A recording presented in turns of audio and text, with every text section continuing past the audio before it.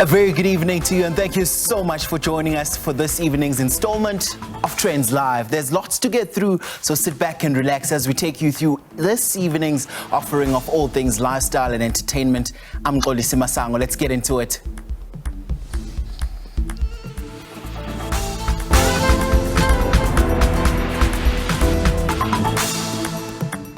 So now they have defied all the odds, broken down stereotypes, and are now influencing modern gender roles. The Dahomey Warriors are the inspiration behind the epic film The Woman King, which stars some of Hollywood's best actors. Many of us caught the fever and hype of the much-anticipated film The Woman King, starring Viola Davis, John Boyega, and South African sensation Thuso Mbedu. This tremendous work of art was inspired by the formidable women of the Dahomey Amazons. Dating back to the 18th century, they're said to be the only all-female fighting force documented in modern history. The Dahomey Warriors were from the Kingdom of Dahomey, known today as the Republic of Benin in West Africa. While Europeans referred to them as Amazons, they called themselves Ahosi, meaning king's wives, or Mino, meaning our mothers. It was mainly during colonization when they defeated at some point the French army. And we know that one of the generals of the French army was amazed that these women were quite invincible.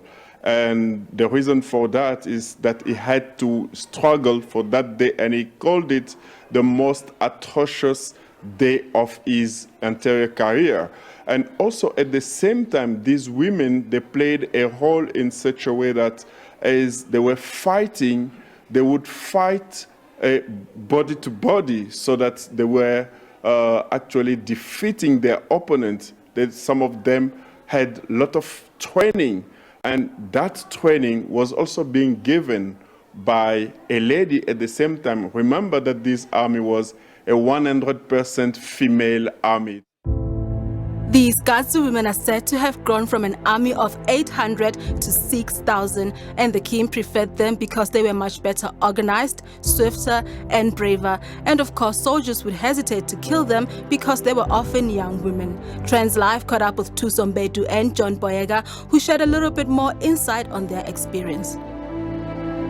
King Gezo, after rising to the throne, actually was one of the kings that believed in the ultimate old school tradition of duality between male and female.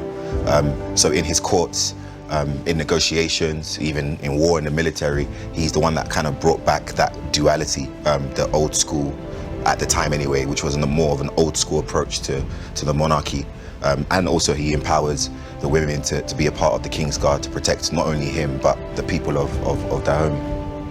And with Nawi, I think what I like about her is that we see her before she joins the army. She is the reality of what it looks like to join the army, to choose to fight for your people. That makes it human. It makes her dream attainable, because we see her have to fight to get to the position that she's in. There was a duality of both, especially when the Oyo started getting horses and spears and had a direct line between the British, and were in great negotiation with them and in great favor of the British. You know, the king was just like, everybody's fighting. If the woman feels like she wants to come and fight, she can come and fight. Of course, the Republic of Benin has paid tribute to the warriors through a 30-meter monument called Amazon. Here is what Thuso had to say about it. Akiva, who was production design for our show, he went after, I think, we're wrapping, and they already started building the statue. Rebrand is not the right word to use, but I don't know what better word to use, but it was Benin trying to rebrand in that sense, reclaiming their own history. If anything, I'm just grateful that, you know, the movie came out in this time where they are celebrating who they are. As we show appreciation to the Dahomey Warriors and stars of The Woman King alike, remember to catch the film, which premiered in cinemas on September 30th. In the King's Guard, you will be revered. It is a great honor. I'll be proud to fight with you. You are one of us. So now when it comes to celebrating creative excellence in the advertising and brand communication industry, the Loeries are known to be the pinnacle of awarding key accolades to game changers in this particular field. In celebration of their 44th year, this platform hosted a series of events this week in Cape Town. Producer Silepe Maifadi attended the award ceremony. Let's take a look. Hey Trendz, it is a big week for creativity in South Africa, and right now we're obviously celebrating the Loeries 44 years of this amazing establishment being in South Africa and celebrating creativity. Right now I'm about to speak to Zbu, who's going to tell us a bit more about what we can expect and what has been happening throughout this creative week. How are you doing, Zbu? I'm fantastic. How are you? I'm great, thank you. Tell us a bit about tonight, an award ceremony. We saw a lot of people grabbing amazing awards. Tell us a bit about that and what it really means for you guys to be honoring creatives in this kind of way. Look, creativity is what shapes our economies, right?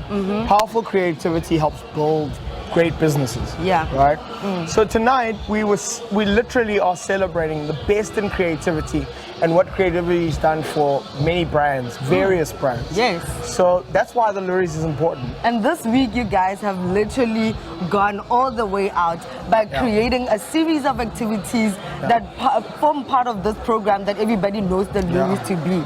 So unpack that a bit for us. So the whole week, Creative Week, is really about learning and sucking information from all the important people from around the world, because you never really get all those people in one space. And we've had them in one space, as well as, of course, looking at all the great work that wins and being inspired. You know, the thing about the Loeries is when you leave, you want to make and create more and better. Would you say a Loerie is one of those top awards that someone has to get as a brand? Yeah, definitely. There are loads of creative awards. And they're more and more each year. But I think this is it's been around for 40 years. This sort of is the jewel in the crown, I think, in the South African creative circles. But we're just happy, when any of our work gets recognized, we're just happy to celebrate with the agency. Well, we're happy to celebrate with you. Congratulations. Show us this shiny trophy award. Look at it, okay? How shiny? Very shiny. It's proper, I think it's proper gold. Do you think it is? No, I don't think so. I bring that youth voice into the boardrooms. So I'm privileged enough to be one of the young people who can actually speak up for young people, right?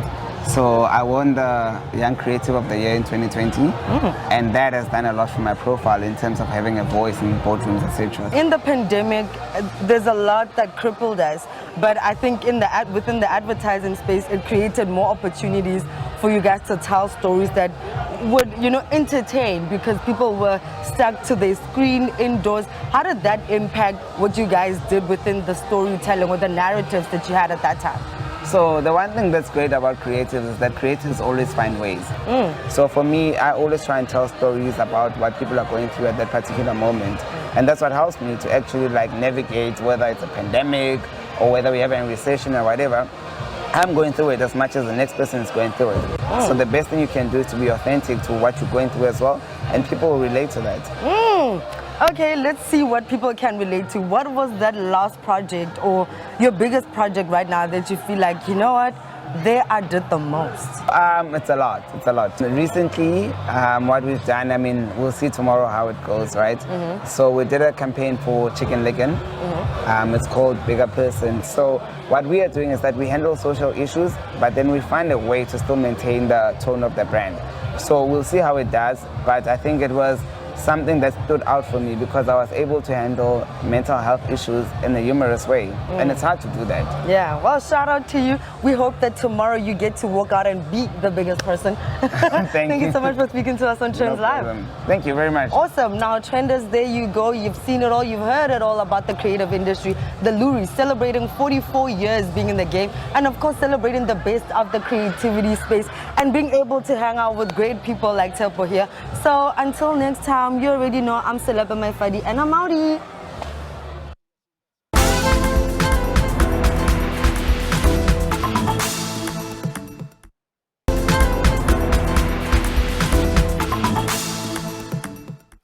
Welcome back. So Rustenburg in the Northwest Province is known as the Platinum City because of the platinum mining around the area, right? Now, besides that, this city has also become one of the most popular tourist attractions in the province. This is because it attracts both the young and old who come out to play. So last weekend, Trendz Live decided to explore the province further. Our first stop was at the Royal Polo Day, returning once again in the stronghold of the Royal Bafokeng Nation in Phokeng. Our weekend also ended at the 10 Flags theme park, where we experienced fun and adventure with their exciting indoor and outdoor activities. The adventure continues. It's day 2 of our trip in the Northwest, and I'm here at the 10 Flags in Rustenburg. Like I said, this was only day 2 of our weekend away in the Northwest Rustenburg, but this is how it all started. We kick-started our weekend at the Royal Polo Day, which is an opulent, unique and exclusive lifestyle event that brings lovers of polo sports, fashionistas and live music enthusiasts together. Of course, people look like royalty as this year's theme was Back to the Future Vintage. I'm already back to the future. Our grannies used to wear this. And this way they are detailing, you know? I just tried, they used to wear your closet. And I tried to modernize it because we are modern at the very same time accommodating the theme of which is Back to the Future. So for us one last time, please. Back to the future.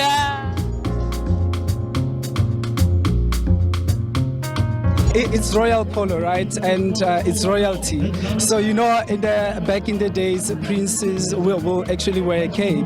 So I thought, okay, blue, navy blue, it's a royalty color, and also a cape for a prince, right? But then, because we go into the future, it won't be your normal cape. Let's give it a bit of drama and give it a bit of sparkle. As you can see, this is a kind of a touch of vintage, a touch of, you know, the old golden queens, you know, that era. So I really didn't think about it. I just thought, I saw it on Instagram, I thought this is cute. This is giving a royal, you know. Yes, and it is. 12 for us one last time, please. Thank you. Yes, girl. Woo! And what's a polo day without an after party? I think it's safe to say, ukuthi la beziwa more. Now, Sunday afternoons are for excursion experience. We visited the 10 Flags theme park to experience a world of fantasy, imagination and fun. This park recently ramped up its vision of being the epicenter for global tourism by launching a first of its kind upside-down school. The purpose of this school and its fit for design as being to inspire aspiring ICT hopefuls, engineers, scientists to think differently. 10 Flags theme park is a theme park that is originally coming from America. This is the first in South Africa. It's seated on 120 hectares of land owned by Mr. Tapelo Tepe. So on this land we have various things that we do. We have the arena, we have everything. But today we'll be unpacking the upside down school. So we do have various activities. We have horse riding, camels, bounce, and we do have 5 kids activities, and we have also outdoor activities that comprises of quad bikes, go-karts, and camel rides, and we also have pools, right? And like yesterday we had a pool party. You know, we do host events also for people who want to attend events and everything else.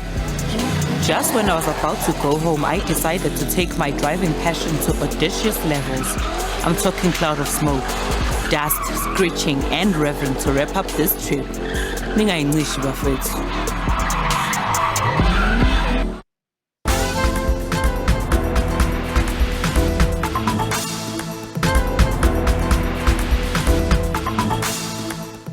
Right, are you thinking of taking a break from the hustle and bustle of city life? Well, imagine waking up to a place surrounded by trees of the hills, fresh, earthy smell, and minimal artificial sounds. Well, the Red Sands Lodge, just outside Kurumane in the Northern Cape, offers just that for you. It is one of the perfect escapes to reviving your natural space. They say, let the beauty of nature remind you of the goodness of God.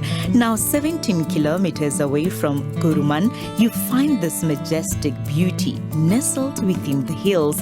It gives you an overwhelming perfection of its existence. Now, if you love peace and tranquility, this is the place to go to. A perfect detour to Namibia, or if you just want to reconnect to Mother Nature far away from home. Now, let's find out what else can we expect at this place. You're gonna expect friendly people, friendly stuff. You're gonna expect the best accommodation ever.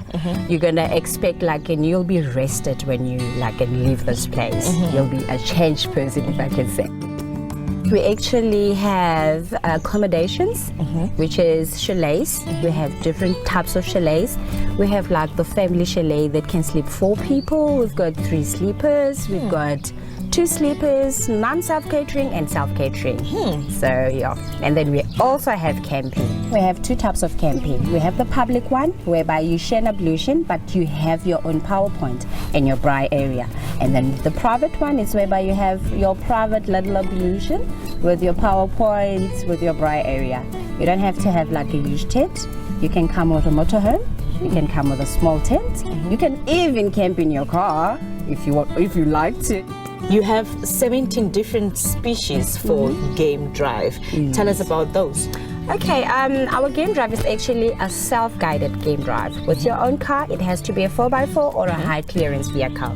We have an ostrich, we have a kudu, we have a springbok, obviously, and then we have a giraffe, which we had recently. Then we also have takbok, which is a earland that is imported from somewhere else to South Africa. We also have a mini zoo, which people don't know about for kids. We have horses, we have alcapellas, we have that mini horse, but that mini horse is very naughty, you can't touch it. Yes, you can feed them, but then that one, short, they say short people are very naughty. That one is just short people. So would you say this place is just specifically for nature lovers or for just anybody who wants to unwind? I would say nature lovers. A first priority, but then if you wanna come and unwind, blow the stress off, come to Red Sands. It's a very quiet place. We do offer a very quiet, nice time, and then listening to the birds. We also have bird watching. Did I tell you that? We also have bird watching. If you're a bird lover, come to Red Sands when you can see whichever bird you wanna see. And then we also have buffets. First week of the month, actually, that weekend. Then we have buffets on a Saturday and on a Sunday. So Trendz, reconnecting with nature does not have to be season specific. Whether perfectly green or earthy tone, nature is always the greatest place to heal and recharge. Serene indeed. Just before I call it a wrap this evening, let me remind you that our sister show Trendz Travel is back with a bang tomorrow on SABC2 at 3:30 in the afternoon. Now, the travel and lifestyle show unpacks all things arty, fun and interesting. So if you are thinking of taking a short lift to be in touch with nature, you must consider going to the Red Sands in the Northern Cape. And if you missed the Royal Bafokeng Polo this past weekend, well, Trendz Travel producers have got you covered. For all this and more, do tune in tomorrow afternoon. Right, that's it from us for today. Thank you so much for joining us. Do stay in touch through our social media platforms. Till next time, have a spectacular evening going forward. Take care.